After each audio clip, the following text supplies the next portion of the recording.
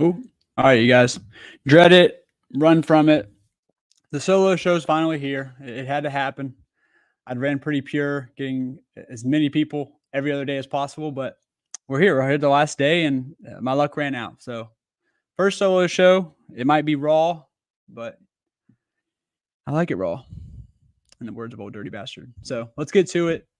It's last night was a little bit like we didn't have as many scratches as we thought. News was pretty decent. Like KJ was extremely hurtful. Keontae ended up playing. I was kind of thought it'd be the opposite. We'll see what tonight has in store. I kind of have my own thoughts as far as Reed Shepard and some of the late guys go, and we'll get into that. You guys got to make the chat lively because I'm gonna need all the help I can get. Let's start off with Charlotte. Nick Smith has been horrendous. And Xavier Simpson has been awesome. I think we're going to get news of this early game as the other ones have been pretty good early. It would be smart to probably play one or the other. I don't know why Xavier's only listed as a small forward, but that's actually pretty helpful because forward is so bad. The guy's a point guard with that awesome sky hook. Right out the gate, Nick Smith and Xavier Simpson start. I think it would be smart to just kind of take your spins up there because you might not get any other spin ups for the rest of the slate. Who knows? Brandon Miller's not playing, for any of you who don't know that. Matt Morgan, I really don't like any of these other Charlotte guys besides Jack Stevens because the center is better today. But Jack Stevens coming off a good game. I don't see them kind of spreading their minutes out at center even more. I can see him kind of getting his like routine 20-ish, 23, 24. Yeah, I think it'd kind of be the same. So, maybe you just take the starting center out the gate because center is, once again, we got these two very questionable. Flip should play. We don't know. Carlson's in that nasty rotation. Baycott should play. We don't know. So do you take the starter at the gate? I don't think it's the worst decision. For Brooklyn, we had Whitehead and Gilliard sit out last game.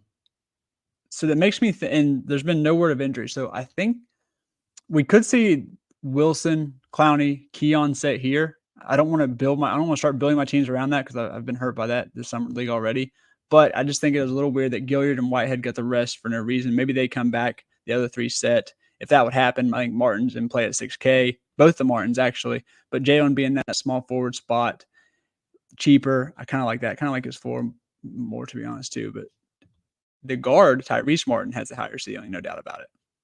No other interest here, even in that scenario, because you got a lot of low fantasy point per minute guys. On to Toronto.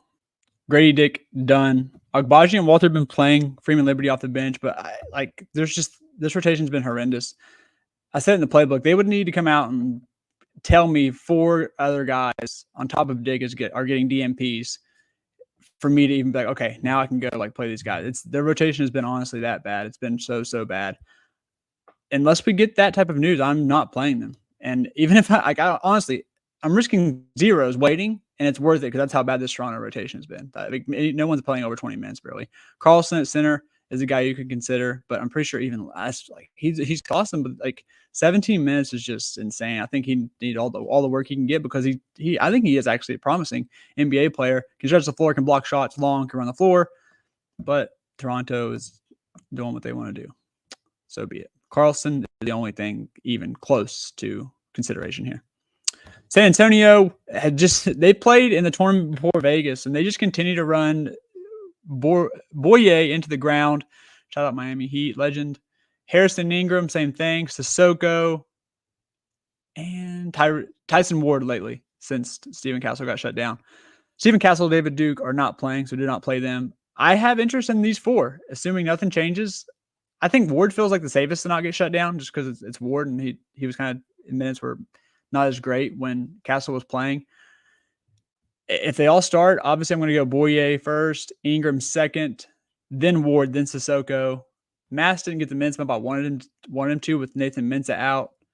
That's probably the extent of my San Antonio exposure, as they don't really have a true center listed. Ever since Nathan Mensah went down, it's been just a mix of a bunch of people. Diallo is one of them, and he's horrendous. I hate that guy. Love to see Boots Radford get some minutes, but we don't even know if he's in Vegas. The playbook will know. So sign up for Run Pure Sports. Open 50% off your first payment. Detroit, Sasser and Holland are good spin-ups. If you told me they play, Holland sat one game already this summer league. So I think he's going to play. He is their draft pick. He's a small forward. I'm going to go into the slate thinking he plays, and I'll play him. And then you can kind of have pivots later on, like Orlando Robinson for some. If you obviously you're playing him down here in the forward spot because it's the 2 later games. If he gets ruled out, Orlando Robinson's there. Hope that he plays, and then if he's out, it might get a little murky. But you know what? You play the game. I think it's really unlikely that both set, especially both being not like blue chip guys. Clemson crushing, Tolu crushing. I think both are okay. I want to go Tolu just for the savings, and Clemson is just the bad game is coming. If you watched him in college, he's up and down. Has been awesome so far in the summer league. Been pretty consistent. Dennis Jenkins has had an awesome summer league. He'd have to have Marcus Asher ruled out. If Marcus Asher ruled out, Jenkins becomes a very, very, very, very good play, as well as Aaron Estrada from Bama. Wendell Moore is terrible, not even playing. The interest here would probably be the forward because forward's so weak. Holland, obviously, in that consideration. Sasser, deep YOLO GPP play. You got me 30 last slate, which I wasn't. Yeah, 30. I wasn't mad at that. 3 games in a row, he's been over 30. I think he has a higher ceiling. We mentioned that he's went for 60 last summer league.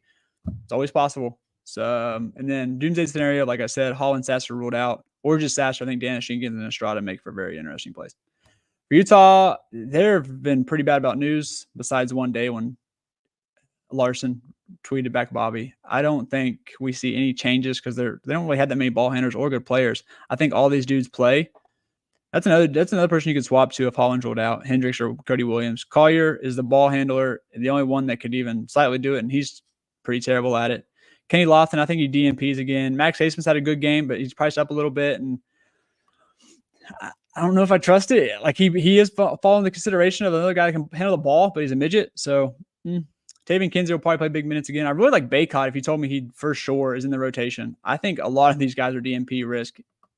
Guys that don't even make sense, to be honest.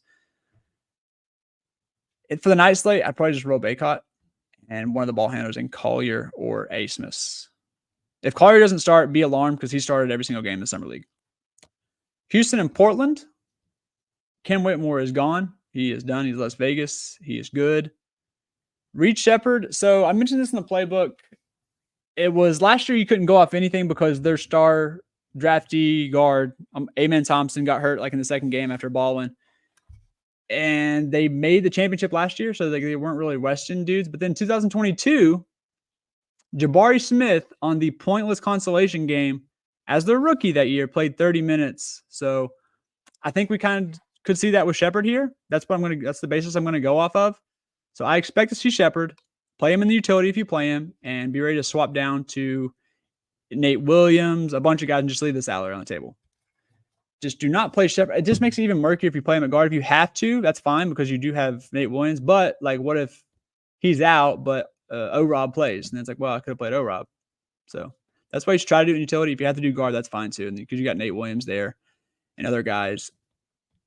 I know I've said it the last 2 games. I don't think Don plays today. I think Chris Murray has a better chance to play because he's looked pretty bad and he's not gigantic human like Donovan is. Alex Reese is the big man that I've been trying to make work for a while now. I'm going to keep doing it because they're going to need him if Don sets. And Olivier finally made his return too, so it could always be Olivier too. Here's Reese's stuff in the first couple games. Olivier made his. Maybe he was over. He might have been over in France over in Paris working with the national team.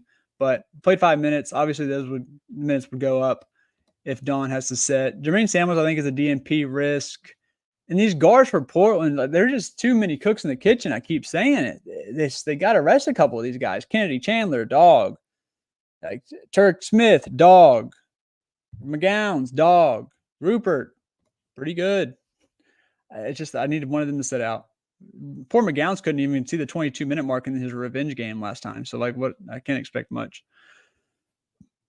Anything else stand out? I mean, Kendrick Davis, dog. The list goes on and on. But just the spins here for me. And then if you have to go down and you don't get news, I think that's fine. Chris Murray's I would really like to see him just show something.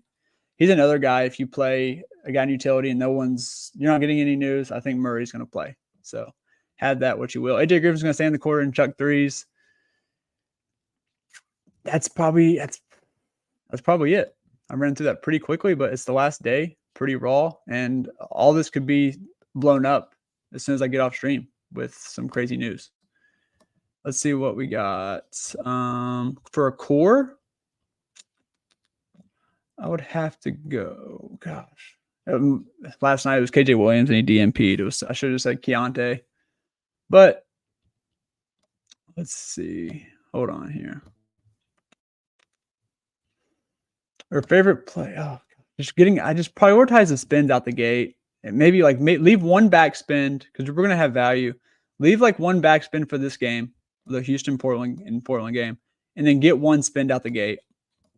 You won't get it in Toronto. You probably won't get it in San Antonio. So it's going to be one of the guards for Charlotte, or in this case, Xavier Simpson listed as a forward. Or hell, even if Brooklyn plays, if Jalen Wilson plays, minutes probably are a little murky, but he's starting, and even if he plays 20, I mean, there's not going to be a lot of spins today, guys. So get your spin out the gate in this game, and then have one ready to go in the back, and then fill it up in the middle, and do not play Toronto guys unless it's Brandon Carlson.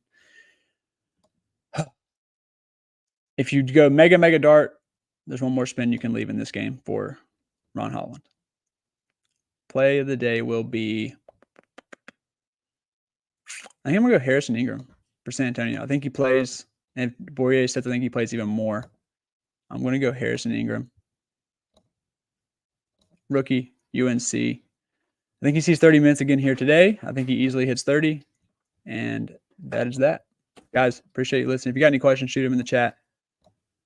So the show went pretty bad, but you know what? No regrets. Find me on Twitter at Curtain Call if you want to DM me any questions. I got you. Good luck, everybody. Peace.